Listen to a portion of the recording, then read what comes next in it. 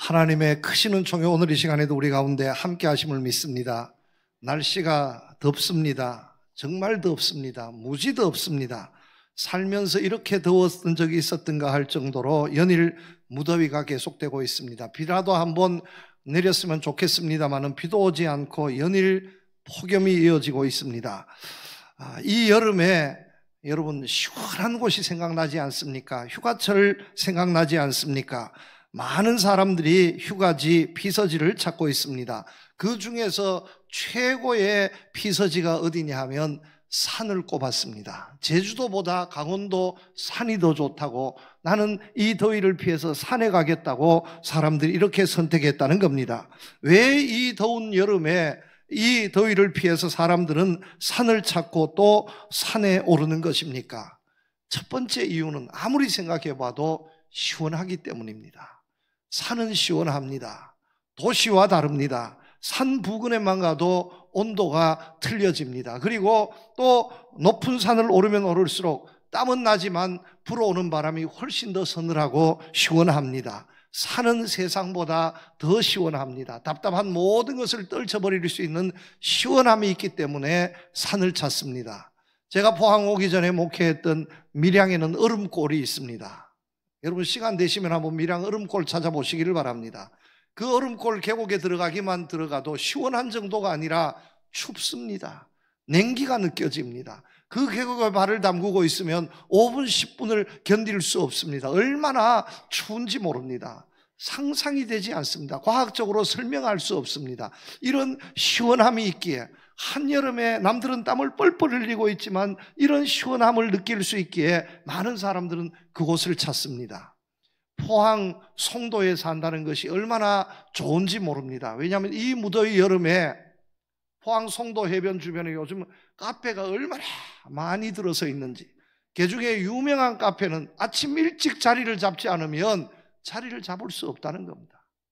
아침 일찍 뷰가 좋은 곳에, 바다가 잘 보이는 곳에, 그리고 에어컨이 얼마나 빵빵하게 틀어져 있습니까? 시원한 곳에 시원한 아이스 커피를 한 잔 마시면서 일렁이는 파도를 보는 게 환상입니다. 여러분 상상만 해도 행복한 거예요. 그 행복을 누리기 위해서 오늘도 포항을 찾고 송도를 찾는 사람들이 얼마나 많이 있습니까? 여러분 이런 시원함이 있기 때문에 더위도 이겨낼 수 있는데, 여러분 카페에서 에어컨 바람이 부는 시원함보다 산에서 우리가 맞이하는 그 바람은, 이것은 비교할 수 없는 자연의 시원함 아니겠습니까? 계곡에서 불어오는 바람, 시원한 바람, 여러분 노래도 있지 않습니까? 산 위에서 부는 바람, 시원한 바람, 그 바람은 좋은 바람, 고마운 바람. 여름에 나무꾼이 나무를 할 때 이마에 흐른 땀을 씻어준대요. 아이, 이럴 때는 박수하는 거 아니에요. 여러분, 이 초등학교 때 불렀던 노래 아닙니까? 교과서에 나온 노래. 이 한여름에 여러분 한번 나무를 한다 생각해 보십시오. 땀이 팍 나고 견딜 수 없는데 시원한 바람이 불어오면 행복하다는 거예요. 지게 그리고 저는 너무너무 행복하게, 이런 시원함이 있는 곳이 산입니다. 그래서 사람들은 산을 찾습니다. 여러분 이 무더운 여름에 덥다고 불평하지 마시고 산을 한번 찾아보시기를 바랍니다. 가까운 좋은 산들 많이 있습니다. 이 무더위를 다 씻겨내고 시원한 청량함을 맞아들이시기를 바랍니다. 아유 목사님, 나는 건강하지 못해서 산에 갈 수 없는데, 목사님 그렇게 말씀하십니까? 요즘은요 TV에 인터넷에 좋은 산들 다 소개하고 있습니다. 세계 테마기행 이런 데 보면 골려잡아서 볼 수 있습니다. 특별히 더운 산, 아프리카 산 말고요, 저 눈 덮인 산, 히말라야 산 이런 데 한번 탁 틀어서 한번 보십시오. 거기 산에 가는 것만큼의 시원함이 있습니다. 시원하기 때문에 산을 찾습니다. 또 사람들이 이 무더위에 피서지로 산을 찾는 이유는 자연을 볼 수 있기 때문이 아닌가 생각합니다. 사람이 만든 것이 아니라 하나님께서 만드신 자연을 볼 수 있습니다. 나무 한 그루 풀 한 포기도 얼마나 그렇게 보기 좋은지 모릅니다. 이름 없는 들꽃 한 송이도 얼마나 그렇게 아름다운지 모릅니다. 또 자연스럽게 흐르는 그 계곡물이 얼마나 깨끗한지, 그 계곡을 흐르는 물소리와 또 풀벌레 소리들, 여러분 들으면 얼마나 행복하고 좋은지, 세상의 근심 걱정이 다 사라집니다. 그런데 옆에서 사람이 나타나서 엉뚱한 말을 하면 또 기분이 그냥 다 틀려지는 겁니다. 사람을 피해서, 사람이 아니라 하나님이 만드신 자연을 볼 수 있기에, 하나님이 만드신 정말 이 자연 세상을 느낄 수 있는 곳이 산이 아닌가 생각을 합니다. 그래서 사람들은 사람들을 피해서 산에 오릅니다. 산에 오르면 얼마나 좋은지 모릅니다. 그런데 문제는 뭐냐 하면, 잠시는 행복하지만 산에서 계속 살 수 없다는 사실입니다. 해가 지면 산에서 내려와야 합니다. 밤이 되어도 산에서 있으면 얼마나 무서운지 모릅니다. 산짐승, 들짐승들 얼마나 무서운지. 시원한 것은 좋은데 겁나서 거기에 머물 수 없습니다. 그리고 산이 좋기는 좋습니다마는 또 이 세상에 누리는 모든 혜택, 축복을 포기해야 합니다. 사람도 없고 맛있는 것도 없고, 큰 맛있는 거 해봐야 더덕이나 캐어 먹고 도라지 한 뿌리 가지고 좋아하고 행복해하고, 그런데 아무래도 우리 사람은 그것으로 만족할 수 없는 것이 사람이라는 존재 아닙니까? 내가 혹시나 자연인으로 살려면 모르지만 그렇지 않은 다음에야 산에서 하루 이틀도 사는 것이 쉽지 않습니다. 맛있는 것, 좋은 옷들, 맛있는 음식들 다 포기해야 하는데 여러분 그건 만만치 않습니다. 그래서 이 산에 올라서 잠시 시원함을 얻고 힐링하지만 곧 어디로 와야 합니까? 산에서 내려와서 집으로, 세상으로, 가정으로 돌아와야 한다는 말씀입니다. 오늘도 말씀해 보면 우리 예수님께서 제자들과 함께 산에 오르셨습니다. 얼마나 행복하고 은혜스러운 시간을 가졌는지 모릅니다. 마태복음 5장 말씀부터 7장 말씀을 산상수훈의 말씀이라 합니다. 이름 없는 산에 오르셔서 예수님과 제자들이 또 따르던 수많은 무리들이 그곳에 올라서 참으로 말씀을 나누면서 행복하고 은혜스러운 시간을 가졌습니다. 거기에 계속 있었으면 좋겠습니다마는 그렇게 하지 않았습니다. 말씀을 나눈 후에 예수님도 내려오시고 제자들도, 거기에 함께했던 많은 무리들도 함께 따라서 산에서 내려오셨다고 말씀하고 있습니다. 1절 말씀해 보면 예수께서 산에서 내려오시니 수많은 무리가 따르니라. 은혜의 산에서, 말씀의 산에서, 축복의 산에서 내려왔습니다. 잠시 머물다가 내려왔습니다. 여러분, 주님이 오르셨던 그 산, 말씀의 산, 은혜의 산을 오늘 영적인 의미로 풀이해 본다면 여러분 어느 곳이라고 생각합니까? 바로 저는 이 주의 교회가 아닌가 생각을 합니다. 이 교회 예배당이 우리가 늘 오르는, 우리의 영혼을 시원하게 하고 행복하게 하는 은혜의 동산인 줄로 믿습니다. 그런데 문제는 여기에서만 살 수 없다는 말씀입니다. 여기에서 은혜 받고 말씀으로 또 도전도 받고 영적으로 충전한다면 이 동산에서 내려와서 가정으로, 일터로 돌아가야 합니다. 내가 감당해야 할 사명이 있고 또 하나님께서 우리에게 기대하시고 원하시는 삶이 있습니다. 예배만 드리면 얼마나 행복하겠습니까? 기도만 하면 얼마나 행복하겠습니까? 여러분 그렇게 살 수는 없다는 말씀입니다. 예배 드리고 기도 드리고 또 말씀으로 도전받고 은혜 받으면 이 산에서, 은혜의 동산에서 내려와서 가정으로, 일터로 나아가야 합니다.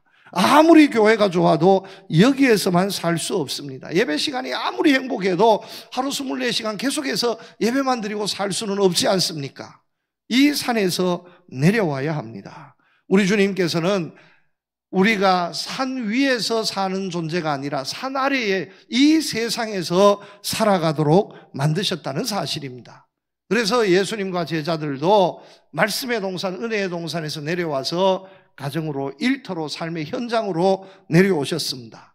그런데 자 여러분, 여기에서 한 가지 이제 큰 교훈을 얻습니다. 우리가 예수를 믿었습니다. 주님을 만나고 예수를 믿었습니다. 은혜를 받고 이렇게 살면 될 것이다, 이런 확신을 얻게 되었습니다. 그리고서 가정으로 일터로서 돌아왔습니다. 산에서 내려왔습니다. 그런데 여러분, 오늘 말씀해 보면 산에서 내려오신 예수님과 제자들이 가장 처음 맞닥뜨린 일이 무엇이었습니까? 은혜 받고 능력 얻어서 기쁨으로 산에서 내려와 보더니만 2절 말씀해 보면 한 나병 환자가 나와 절하며 이르되, 이렇게 말씀하고 있습니다. 아니, 은혜 받고 내려왔는데 예수님 만나서 정말 이제는 인생이 달라질 것이다, 이런 확신을 가지고 내려왔는데 기쁜 일, 감사한 일, 감격스러운 일, 기적과 같은 일, 이런 일들이 있으면 얼마나 좋겠습니까? 그런데 이들을 기다리고 있었던 것은 무엇이었냐? 나병 환자였습니다. 한 나병 환자가 가장 먼저 예수님과 제자들에게 달려와서 절하면서 원하시면 저를 깨끗게 하실 수 있나이다, 예수님께 달려드는 겁니다. 여러분, 이것이 예수 믿는 오늘 우리의 모습이라고 하는 것을 가르쳐주고 있습니다. 우리가 예수를 믿어도 이 세상이 예수를 믿고 정말 말씀 읽고 은혜 받고 교회에서 예배 드리고 쫙 하면 될 것 같은 이런 기쁨을 가지고 세상에 나아가면, 세상이 좀 달라졌으면 얼마나 좋겠습니까? 사람도 좀 달라지고 세상도 좀 달라지고 이루어지는 모든 일들도 정말 기쁜 일, 감사한 일, 감격스러운 일들만 있으면 얼마나 좋겠습니까? 그런데 예수 믿었는데 돌아와 보니까 예수 믿기 전보다 더 못한 겁니다. 은혜 받기 전보다가 오히려 더 못해진 겁니다. 나를 기다리고 있는 것이 무엇이냐? 나병 환자와 같은 사람이요, 나병 환자와 같은 세상이라는 겁니다. 왜 하필이면 나병 환자입니까? 여러분, 성경 말씀에서 보면 많은 환자들이 있습니다. 안진병이, 중풍병, 앞 못 보는 병, 많은 환자들이 있습니다. 그런데 하필이면 나병 환자가 왜 여기에서 나오는 겁니까? 여러분, 지금은 의술이 많이 좋아져서 나병 환자도 많이 이렇게 치료도 되고 회복이 되지만 병 중에 병, 정말 가장 혐오하고 가장 싫어하는 병이 바로 나병이었습니다. 그래서 옛날에는 나병이라 부르지 않고 정말 더 혐오스러운 그 이름으로 불렀습니다. 이렇게 불렀습니다. 그래서 사람을 이야기해도 이런 같은 나병 환자 같은 같은 사람 이러면요, 싸움이 나는 겁니다. 세상이 왜 이래? 세상이 너무 답답하다. 세상이 왜 이러냐? 앞에 두 글자 더 붙여가지고, 지자로 가는 거 두 글자를 더 붙여가지고 같은 세상 이러면요, 정말 여러분, 우리가 느낌이 오지 않습니까?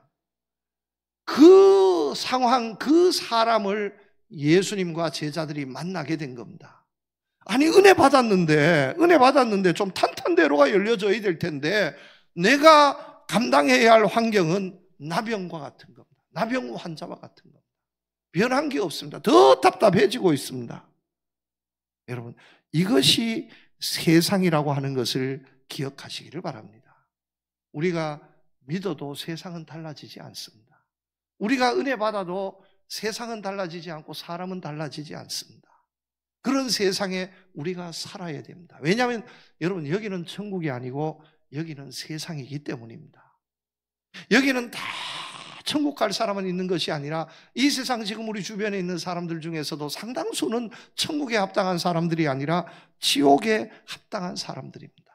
이 무더위보다 더 짜증스럽게 하는 사람들이 얼마나 많이 있으며 세상에 이루어지는 일들을 보면 기가 막히고 답답한 일들이 얼마나 많이 있습니까?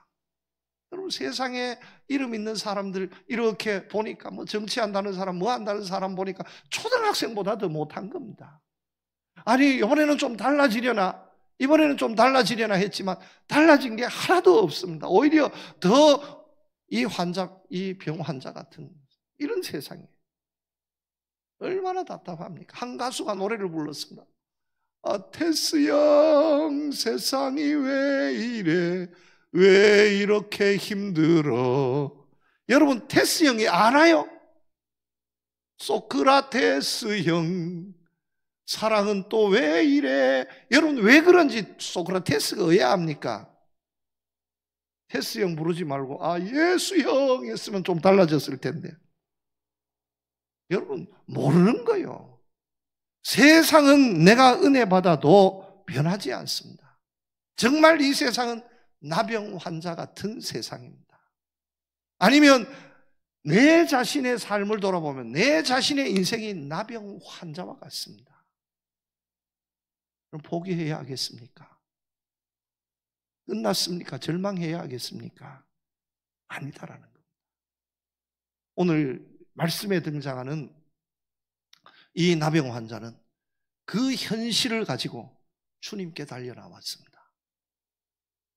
세상의 방법으로는 해결되지 않습니다. 그러나 그 모든 문제를 가지고 주님께 나왔습니다. 여러분, 여기에 우리 인생에 해답이 있다는 사실을 믿으시기를 바랍니다. 내 인생이 달라지지 않아도요, 예수님 믿어야 됩니다. 내 인생이 변하지 않아도 그래도 은혜 받아야 합니다.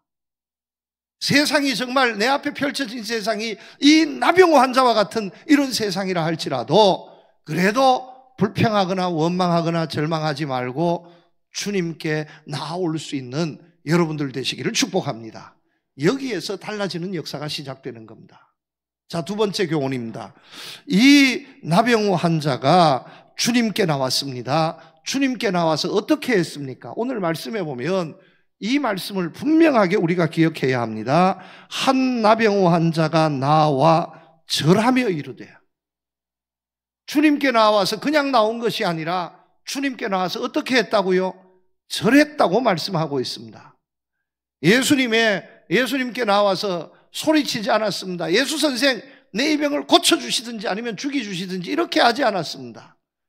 예수님께 나와 엎드려 절했다고 분명하게 말씀하고 있습니다. 여러분, 이것이 바로 우리 예수 믿는 사람들, 우리 하나님의 자녀들, 이 험한 세상에서 정말 나병 환자와 같은 이런 세상에서 신음하고 고통하고 있다가 주님 앞에 나올 때 우리의 자세가 어떠해야 하느냐?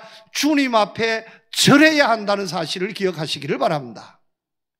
여러분, 절한다라고 말씀하고 있는데 오늘 이 말씀에 절한다라고 하는 이 헬라어 말씀은 그냥 단순히 절하는 것이 아니라 프로스쿠네인이라고요. 이것은 하나님께만 경배할 때 사용되어진 단어입니다. 그냥 절하는 것이 아니라 왜 절합니까? 하나님을 하나님으로 인정하기 때문에 절하는 겁니다. 이게 절하는 겁니다. 프로스쿠네인입니다. 여러분, 우리가 하나님을 하나님으로 알면 절하지 않을 수 없을 줄로 믿습니다. 하나님을 하나님으로 만나고 깨닫고 알게 되면 내 모든 인생의 무거운 짐, 나병 환자와 같은 이런 문제도 주님께 맡기고 주님께 모든 것을 맡기고 나는 포기합니다, 주님께서 해 주십시오 하고 절하지 않을 수 없을 줄로 믿습니다. 이것이 우리가 주님 앞에 나오는 모습이어야 한다는 겁니다. 여러분, 나는 지금 주님 앞에 어떤 모습으로 나와 있습니까? 나는 지금 주님 앞에 어떤 모습으로 나와 있습니까? 지금 그 올림픽이 열리지 않습니까?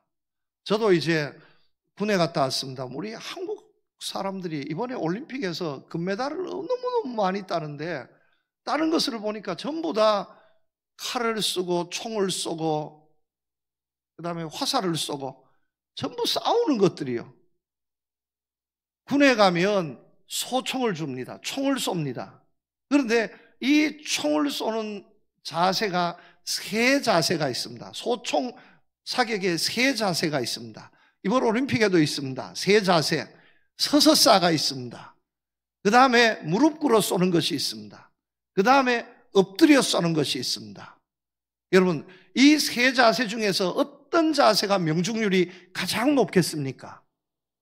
서서 쏴가 높겠습니까? 무릎 쏴가 높겠습니까? 엎드려 쏴가 높겠습니까? 엎드려 쏴가 제일 높은 거예요. 주님 앞에도 엎드려야 되는데 주님 앞에 나오면 어떤 모습으로 나오든지 나오면 은혜는 있기는 한데 주님 앞에 나와서 엎드려야 하는데 서서 쏴가 돼야 되는데 엎드려 쏴가 돼야 되는데 주님 앞에서 아직 꼿꼿하게 서서 있습니다. 아니, 좀 무릎은 꿇었는 것 같은데 반쯤은 꿇고 반쯤은 살아 있습니다. 옳지 않습니다. 여러분, 이 나병 환자처럼 주님 앞에 나와 엎드리고 절할 수 있어야 할 줄로 믿습니다. 하나님을 인정해야 합니다. 하나님을 하나님으로 알고 하나님께 모든 것을 맡기고 절할 수 있어야 합니다. 이것이 주님 앞에 나오는 우리의 바른 자세라는 말씀입니다. 잠언 말씀해 보면 이렇게 말씀합니다. 너는 범사에 하나님을 인정하라. 그리하면 내 길을 지도하시리라. 하나님을 인정하고 하나님 앞에 엎드리면 하나님께서 우리의 길을 인도해 주실 줄로 믿습니다. 마태복음 10장 말씀해 보면 누구든지 사람 앞에서 나를 시인하면 나도 하늘에 계신 내 아버지 앞에서 그를 시인할 것이요, 누구든지 사람 앞에서 나를 부인하면 나도 하늘에 계신 내 아버지 앞에서 그를 부인하리라. 여러분, 하나님을 인정하고 하나님을 시인하면 하나님께서 세상에서 하나님의 사람인 것을, 하나님의 은혜의 사람인 것을 밝히 보여주시겠다는 말씀입니다. 주님 앞에 절할 줄 아는, 주님을 주님으로 인정할 줄 아는 여러분들 되시기를 주님의 이름으로 축복합니다. 세 번째 교훈입니다. 2절 말씀에 보면 이 나병 환자가 정말로 또 더 놀라운 말을 하고 있습니다. 주여 원하시면 저를 깨끗하게 하실 수 있나이다. 그냥 무심코 지나갈 수 있는 말인데 여러분, 곰곰이 들여다보면 이게 보통 믿음의 말씀이 아닙니다. 왜냐하면 주님 앞에 나와서 지금 자기는 나병 환자 때문에 다 죽어가는 겁니다. 인생이 지금 만신창이가 되었습니다. 이 정도 되면 우리가 주님을 만나고 정말 주님 앞에는 인생의 해결이 되어질 수 있다, 만약에 이런 소식을 듣고 주님 앞에 나왔으면 어떻게 해야겠습니까? 주님, 내 소원 좀 들어주십시오. 주님, 날 좀 깨끗하게 해주십시오. 나 이대로 살다가는 죽겠어요. 주님 날 좀 도와주십시오. 이렇게 하는 것이 옳지 않겠습니까? 아마 거의 대부분의 사람들은 그렇게 주님 앞에 메어 달릴 겁니다. 그런데 이 나병 환자는 그렇게 말하지 않았다는 겁니다. 자기는 지금 다 죽어가면서도 어떻게 말하고 있습니까? 주님이 원하시면 저를 고쳐주십시오. 저를 깨끗하게 해주실 수 있습니다. 내 뜻이 아니라, 죽어가면서도 내 뜻이 아니라 하나님의 뜻, 예수님의 뜻을 구했다는 말씀입니다. 이 나병 환자의 모습을 보면 십자가에 못 박히기 전에 우리 예수님의 모습을 보는 것 같습니다. 아버지여, 이 잔을 내게서 떠나게 해주시면 안 되겠습니까? 그러나 내 뜻대로 하지 마시고 아버지 하나님, 성부 하나님의 뜻대로 해주십시오. 여러분, 이것이 예수 믿는 모습이라는 겁니다. 오늘 이 시대, 이 세상이 왜 이렇게 되었습니까? 사람의 뜻을 구하다가, 사람의 생각을 구하다가 이렇게 된 것이 아닙니까? 그런데 우리는 사람의 뜻을 구하는 사람이 아니라 이 세상에서 하나님의 뜻, 주님의 뜻을 구하는 사람이 되어야 할 줄로 믿습니다. 뜻이 하늘에서 이루어진 것 같이 땅에서도 이루어지게 해 주십시오. 이 땅에서도 하나님의 뜻이 이루어지기를 원합니다. 이것이 바른 신앙인의 모습이라는 말씀입니다. 여러분, 아무리 세상이 힘들고 어려워도, 내 인생이 나병 환자같이 구겨지고 망가져도 그 가운데 하나님의 뜻이 있음을 믿으시기를 바랍니다. 그 보배와 같은 하나님의 뜻, 하나님의 뜻이라는 그 원석을 발견하게 되면 그 인생이 그때부터 달라지는 겁니다. 이 나병 환자는 고통 속에서도 자기의 뜻, 자기의 소원이 아니라 하나님의 뜻을 찾았습니다. 여러분, 세상이 힘들면 힘들수록 가장 기본으로 돌아가야 합니다. 내 뜻, 내 바람이 아니라 하나님의 뜻을 찾아야 한다는 겁니다. 산 아래로 내려왔습니다. 예배당에서 나아가서 세상에서, 가정에서, 일터에서 열심히 일합니다. 그런데 하는 일마다 구겨지고 어렵습니다. 인생이 다 망가졌습니다. 아니, 왜 이러지? 왜 내 뜻대로 되지 않지? 여러분, 내 뜻, 내 바람만을 추구해 나가면 더 망가지고 더 불행해지는 겁니다. 아니, 돌아보아야 합니다. 내가 왜 이러지? 하나님은 뭘 하시고 계시지? 하나님의 뜻이 무엇이지? 인생의 문제에, 세상의 문제에 한복판에서 하나님의 뜻을 생각할 줄 아는 우리 성도님들 되시기를 축복합니다. 맥스 루케이도라는 사람이 이렇게 가르쳤습니다. 예수님은 악 속에서 선을 찾으셨을 뿐만 아니라 고통 속에서도 뜻을 찾으셨습니다. 예수님께서 체포 현장에서 말씀하신 98개의 단어 중에서 30개의 단어는 하나님의 뜻에 대한 것이었습니다. 죽어가면서도 하나님의 뜻을 찾으셨던 분이 우리 예수님이셨습니다. 오늘도 이 예수님의 모습을 본받아서 우리도 주님의 뜻을 더욱 찾아야 할 줄로 믿습니다. 야고보서 4장에 말합니다. 너희가 도리어 말하기를 주의 뜻이면 우리가 살기도 하고 이것이나 저것을 하리라 할 것이거늘. 주님의 뜻을 찾아서 해야 한다는 말씀입니다. 힘들고 어려울수록 주님의 뜻을 놓치지 말고 이 사나리에서, 이 세상에서 하나님의 뜻을 분명히 찾으며 하나님의 뜻 가운데 살아가는 우리 성도님들 되시기를 주님의 이름으로 축복합니다. 마지막 네 번째입니다. 여러분, 이 세상에서 주님의 손잡고 살아야 합니다. 오늘 말씀을 보면 이렇습니다. 우리 주님께서 나병 환자를 만났습니다. 나병 환자가 절을 했습니다. 나병 환자가 주님의 뜻이면 이 병을 고쳐주실 수 있습니다. 이렇게 말했습니다. 이 말을 듣고 주님께서 이 나병 환자에게 어떻게 했습니까? 손을 내밀었습니까? 손을 거두었습니까? 이 나병 환자에게 손을 내미셨다는 사실입니다. 여러분, 얼마나 감사한지 알아야 됩니다. 모든 사람들은 이 나병 환자에게 손을 대지 않습니다. 되었다가도 나병 환자인 줄 알면 손을 거두어서 아이고 어떡하지 하며 손을 씻기를 원합니다. 왜냐하면 혹시나 내가 거기에 똑같은 질병에 옮을까 봐 두려워하고 겁내어서 손을 내대지 않습니다. 그런데 많은 사람들이 손대지 않는 문제투성이의 이 사람의 삶에, 이 사람의 육신에, 이 사람의 인생에 주님께서 손을 대셨다는 사실입니다. 주님께서 손을 내밀어서 그를 어루만져 주셨습니다.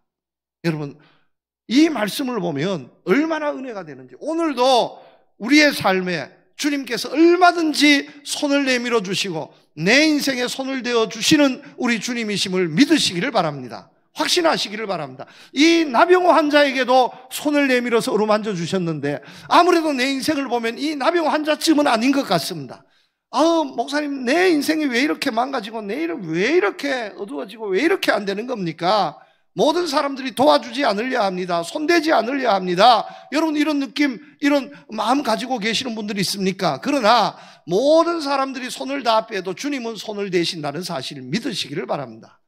나병 환자에게도 손을 대셨는데 내 인생에 주님께서 외면하시겠습니까? 졸지도 않고 주무시지도 않고 나를 지켜보시고 도와주신다고 약속해 주신 우리 주님께서 말씀만 그렇게 하시고 실제는 손을 빼버리시겠습니까? 결단코 그렇지 않습니다. 손을 대어 주십니다. 도와주십니다. 매사에 손 대어 주시고 도와주십니다. 문제는 우리가 이 주님의 손을 잡고 살아야 한다는 사실입니다. 주님께서는 손을 내밀어 주시는데 내가 그 주님의 손을 잡아야 하는데 내가 그 주님의 손을 뿌리칠 때가 얼마나 많이 있었습니까? 여러분 생각해 보시기를 바랍니다. 지나온 내 생애를 한번 돌이켜 한번 생각해 보시기를 바랍니다. 후회나는 순간 한번 생각해 보시기를 바랍니다. 그때 분명히 주님께서는 말씀으로 도와주시고 깨우쳐 주시고 손을 내밀어서 내 인생을 그 수렁에서 건져 주시기 위해서 힘썼는데 문제는 내가 주님의 손을 잡아야 하는데 내가 외면해 버렸습니다. 내가 주님의 손 잡지 않고 사람의 손을 잡고 내가 주님의 손을 잡지 않고 내가 말씀의 손을 잡지 않고 내가 은혜의 손을 잡지 않고 내가 세상의 손 잡고 권세의 손 잡고 사람의 손 잡고 인격의 손을 잡고 내가 세상적인 것에 연연해서 다른 엉뚱한 곳에 내가 손을 대었습니다. 여러분, 이렇게 해서 주님께 손 내밀어 주셨음에도 불구하고 그 인생이 슬픔과 고통에 빠져서 헤어나지 못한 적이 얼마나 많이 있었냐 하는 것을 한번 돌아보시기를 바랍니다. 여러분, 손 내미시는 주님의 손을 뿌리치지 마시기를 축복합니다. 주님의 손 잡고 살아야 합니다. 우리 한국 사람들은 왠지 모르게 손 잡는 것을 어색하게 생각합니다. 여러분, 부부가 손을 잡고 걸어가는 것은 너무나 아름다운 모습입니다. 부부가 일터에 가면서 손을 잡고 가는 것, 부부가 농사 짓는 부부가 논밭에 일하러 가면서 손에 쟁기도 잡지만 한쪽 손에 부부같이 손을 잡고 일하러 가는 것 얼마나 아름답습니까? 우리가 교회 나오면서도 부부가 함께 같은 차를 타고 함께 손을 잡고 예배당에 들어온다면 그 모습이 얼마나 아름답습니까?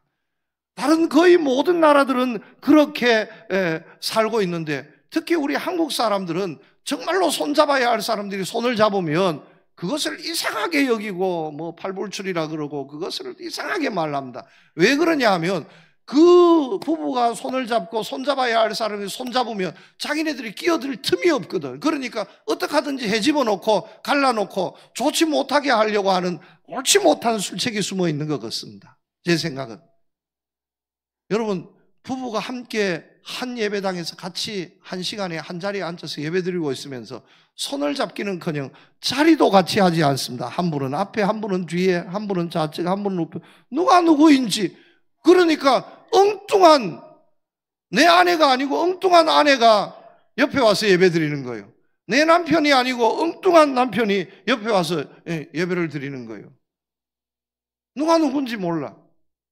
여러분, 이 모습이 아름다운 모습이 아니라 가족이, 부부가 함께 손을 잡고 어머니, 아버지, 또 자녀들이 함께 손을 잡고 이 모습이 아름다운 겁니다.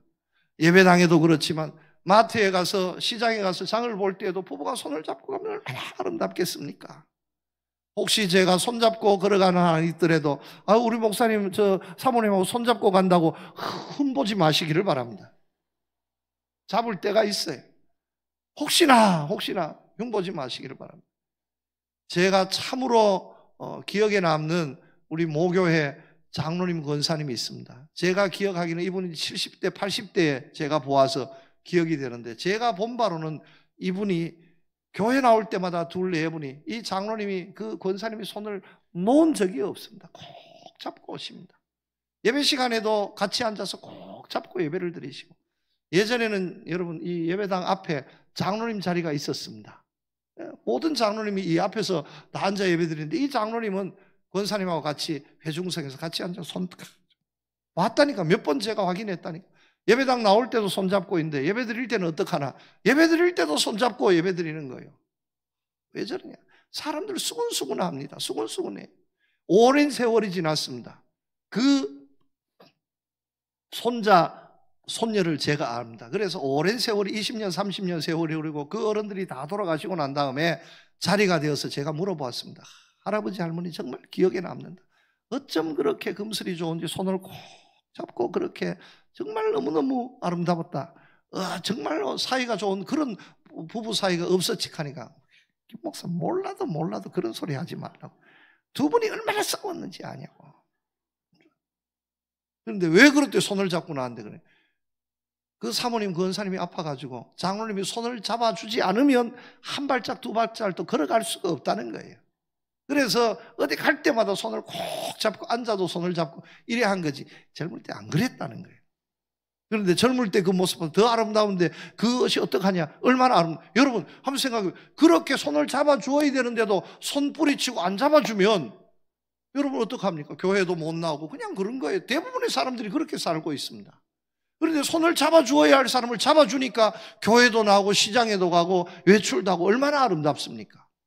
여러분, 우리 인생이 그렇다는 겁니다. 우리 인생이 주님의 손을 잡아야 하는데, 주님의 손을 잡기만 하면 나는 약해도 나는 부족해도 주님께 이끄시는 대로 가면 되는데, 앞길에 어떤 일이 벌어질지 몰라도 이 세상이 나병 환자와 같은 세상이라고 말씀하고 있지 않습니까? 이 세상에 어떤 사람을 만나고 어떤 일이 벌어질지 모르는데, 이런 세상을 우리가 살아야 하는데 어떻게 살아야 합니까? 주님의 손을 잡으니까 즉시 깨끗하여지니라. 주님의 손을 잡으니까, 주님께서 인도하시니까 그 모든 문제가 즉시 해결되어지더라. 여러분, 나는 지금까지 무엇을 잡고 살았습니까? 주님의 손 잡으시기를 축복합니다.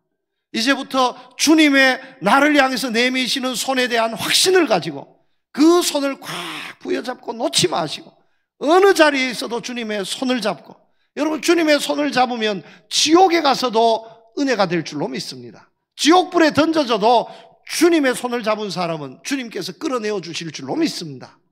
이런 확신을 가지고 주님의 손 잡고 이 험한 세상, 답답하고 정말 짜증나는 세상에 기쁨과 은혜와 나를 향하신 주님의 뜻과 계획을 놓치지 않고 이루어가는 산 아래서의, 이 세상에서의 여러분들의 축복된 삶을 만들어 가시기를 우리 주님의 이름으로 축복합니다.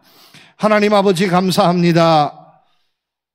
산 아래서의 우리의 삶에도 우리 주님의 은혜와 축복이 이어지기를 원합니다. 우리가 세상에 나아가서 살 때 하나님의 사람으로 부족함이 없이 하나님께 뜻하시고 계획하신 믿음과 또 능력과 은혜 풍성한 우리 성도들의 삶이 다 될 수 있도록 주님 도와주시고 축복하여 주시옵소서. 예수님 이름으로 기도드립니다. 아멘.